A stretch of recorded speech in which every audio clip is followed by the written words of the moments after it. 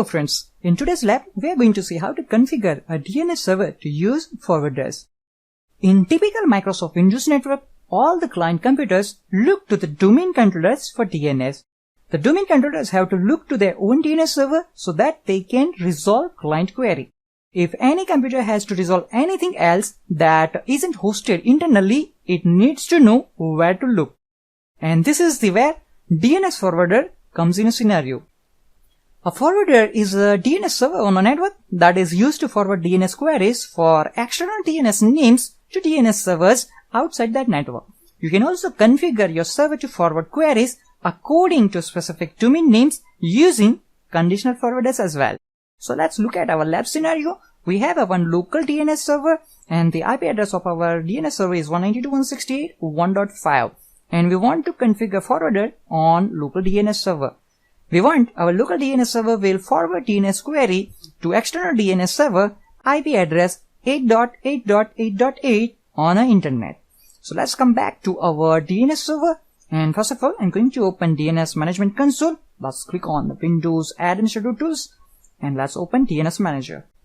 On DNS Manager Console, select your local DNS server. In my case that is lab-dc01. Select your server and then right click on it. Select Properties and then click on Forwarders tab. If you already have existing forwarders, you can choose to edit this as well. Let's click on Edit. Now here you have to mention the IP address of your external DNS server. You do not need to enter the FQDN of that host unless you want. We want to use the IP address 8.8.8.8 as an external DNS server's address. Now in this example, I have used Google's DNS server. In most cases, you would want to use your own ISP's DNS servers. However, in some cases, you may want to add internal DNS servers as a forwarder depending on your routing topology. By default, in Windows Server 2016, the DNS server waits 3 seconds for a response from one forwarder's IP address before it tries to query the next forwarder's IP address, and this is configurable if indeed. So if you want to add a multiple IP address over here, you can. But for this example, we will happy with the one IP address. Let's click on OK. Let's click on Apply.